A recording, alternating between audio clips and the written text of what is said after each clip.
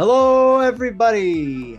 Andre Khatchaturian, Armenian Sports News Podcast, back in your life, along with Jason Takhtadjian, here to give you all the news and analysis of Armenian sports news around the world. Jason, how are you today? How have you been? What's going on in your life today?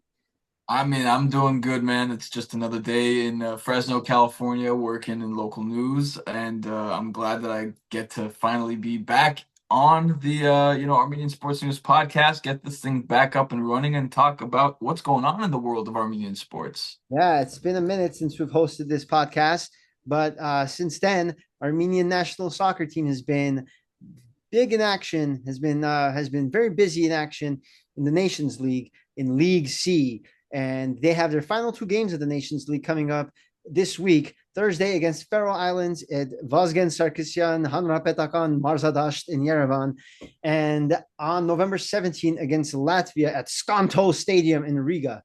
And it's going to be two important games for Armenia, considering they are now in second place in Group 4 of League C, behind North Macedonia, who leading the way with 10 points. Armenia in second place with 4 points, with a win, a draw, and 2 losses, and a -1 goal differential. Latvia is in third place with also 4 points, but a -5 goal differential. And the Faroe Islands in in last place with 3 points, and somehow they've gotten 3 draws, Jason. You don't really think of Faroe Islands as a soccer powerhouse at all, but they came out and they had a draw against North Macedonia, a draw against Armenia, and a draw against Latvia, and that's why they have 3 points. No wins, 3 draws, 1 loss, and they're the opponent for Armenia. Basically, what I'm trying to tell you is you can't take this team lightly on Thursday. You can't. It's a home game, but it's just as important or just as difficult as any game you're going to play.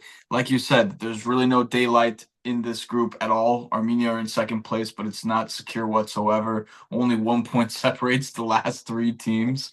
So it's going to be a big game for Armenia to, basically put on a show in front of their home crowd and try to get a result, even though it's been quite a bumpy ride for Armenia recently. Not the results just not going Armenia's way, whether it's been that draw against the Faroe Islands earlier in October or losing again to North Macedonia by 2-0. It's all kind of piled up on Armenia recently, and it's led to the firing of head coach Alexander Petrikov. So it's going to be the first game without him against the Faroe Islands, and it's just as important as any game because a win either could secure their spot in second place or could cement them at the bottom of the group, just depending on how everything goes. Yeah, that's how important the win is here against the Faroe Islands, because if Armenia is able to take care of business at home against an inferior opponent, they will avoid relegation to League D for next year in the Nations Cup. So they will at least be assured of being in League C again. Now, if they win, there's still a chance for them to be promoted to League B. But if they finish second place in their group, they will be qualifying for the promotion playoffs, which will take place later on in 2025 in March.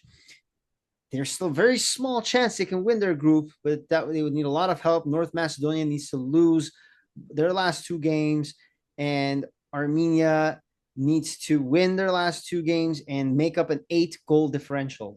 They're -1. Macedonia is +7. Probably not going to happen.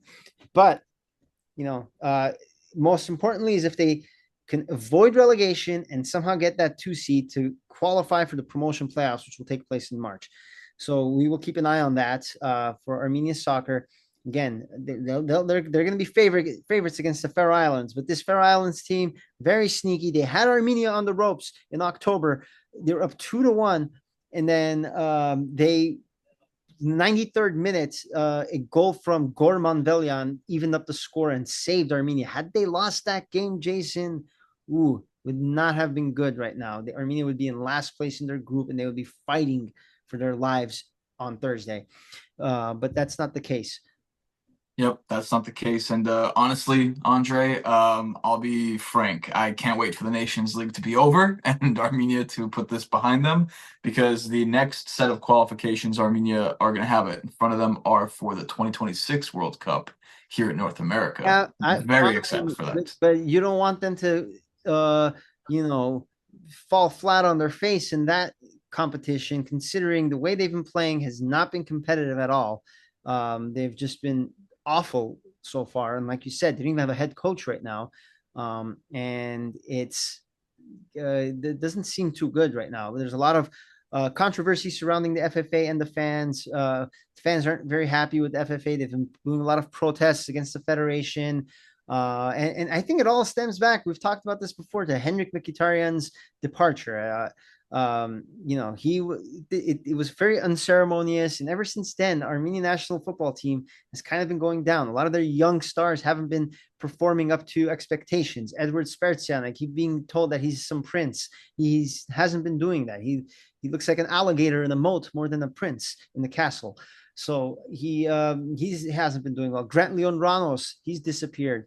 He was supposed to be the future of Armenian soccer, and I keep being told that they're the next face of Armenian soccer is coming, and that just hasn't happened. So I think it's a variety of reasons, but I'm not quite ready for the World Cup qualifiers yet, Jason. I want to see some good performances in this Nations League, maybe get a promotion to League B, do well in some friendlies early in 2025 before we start thinking about the World Cup. I mean, I understand what you're saying. I'm just trying to, leave all the bad behind and look forward to the good, but that's maybe just optimistic thinking. Yeah, well, I'm being cautious. I'm being glass half empty. I understand that. But let's be glass half full right now. Let's talk about a team who didn't perform so well on the scoreboard, but still has plenty to be proud about. FC Noah, Armenia's Armenian Premier League squad, who is currently competing in the UEFA Conference League, and recently made history by playing against Chelsea. Is this the first Armenian Premier League team to have played a English Premier League team, Jason?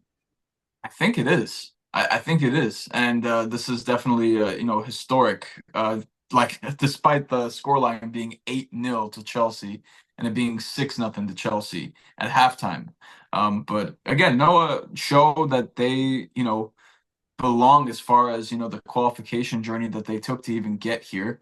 They're only halfway through the Conference League, so they still have a chance to be able to make some more noise in this tournament, considering they already got a win earlier on. But again, this is something for Noah to be able to build off of, to even show that they belong on the same field as a team like Chelsea, who have won the Europa League before, the Champions League before, Premier Leagues, everything that you can basically, imagine a Premier League team can win. Chelsea have done that in the modern era. Yeah, Chelsea's dominating there with them. Yeah, Chelsea's dominating the league phase table right now, with a 3-0 record, 16 goals for, 3 goals allowed. They are leading 36 clubs right now in the table for the league phase. FC Noah is 28th out of 36 with 3 points. They need to be in the top 24 to be able to advance to the knockout phase playoffs, which is the following step after the league phase.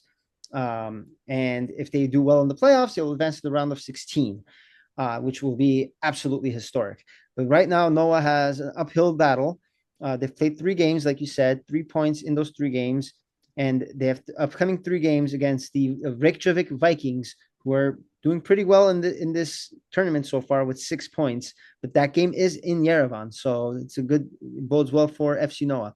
Then the last 2 games look pretty winnable to me. They're playing a Cyprian team called Apoel, and then a Serbian team called TSC.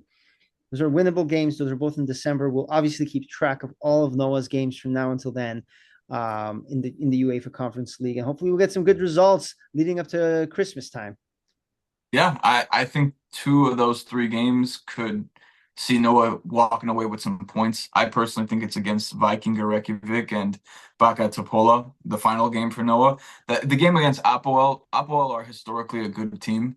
I think they're the best team out of Cyprus, just historically, first of all. So that might be a tough game, even though it's in Armenia.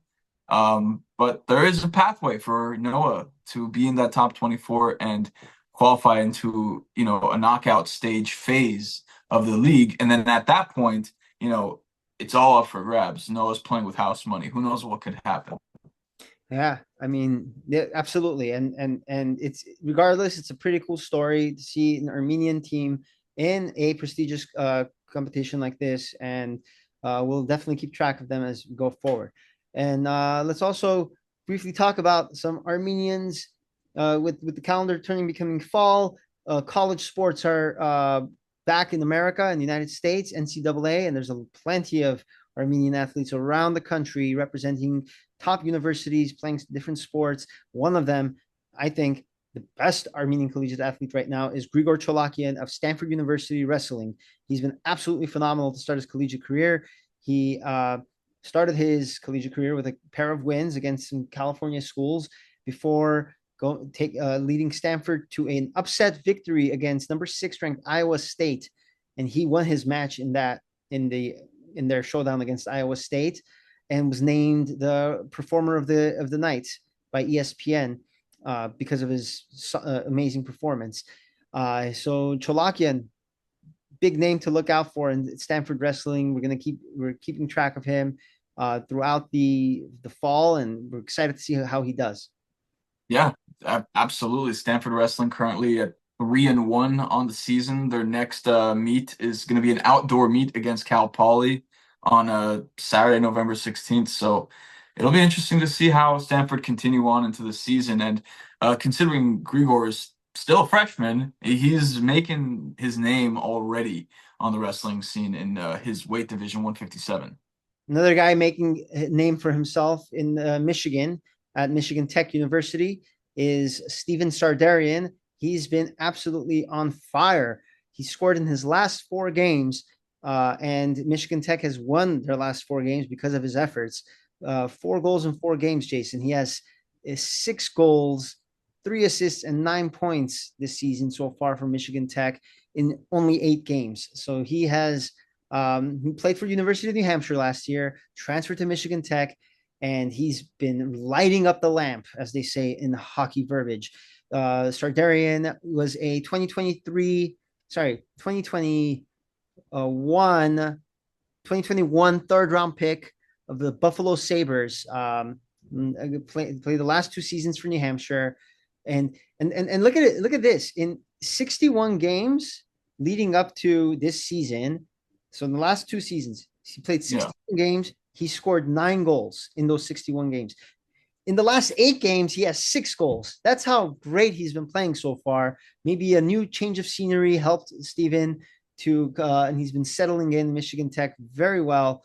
And the Buffalo Sabres, they're perennially one of the worst NHL teams right now. They may be looking into signing up Stiven and calling him up to the NHL squad at some point this spring. So that's how well he's been playing.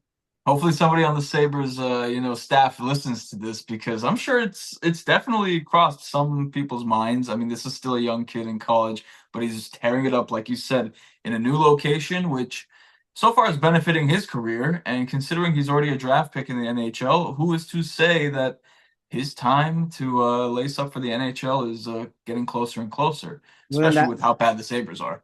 Yeah, absolutely. Wouldn't that be great to see? Yeah. Sardarian wearing the blue and gold of the Sabres.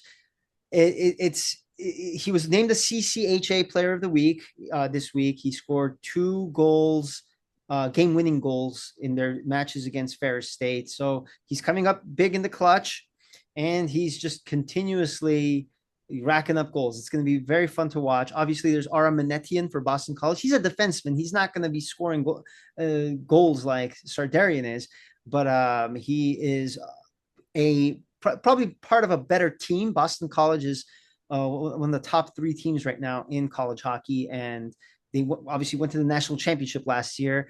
Manetian played in that game, so he's on the defensive side, and he obviously has a bright future being a Dallas Stars draft pick. So 2 big names in our college hockey right now, Armenian names in college hockey, and it's going to be fun to watch them throughout the winter. Absolutely, it's a fun time to watch Armenians in hockey. Yeah, and Armenian national hockey team, they're going to be back in action in 2025. Their first official IHF sanctioned game will take place next year.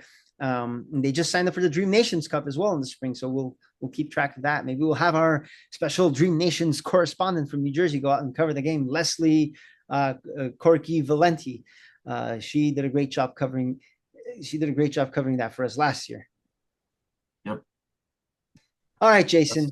This was a great bounce back episode of the ASN podcast. We're back in action. We're back in your lives. We didn't go away. We just had a brief hiatus. We had some issues we needed to take care of. And we're back. We're ready to bring you this every week again. And we'll come back next week. We'll give you all the analysis for the soccer games that Armenia is going to have this week against Faroe Islands and Latvia. And we'll give you all the other news and analysis in the Armenian sports world. Jason, thank you so much for your time. We will see you next time.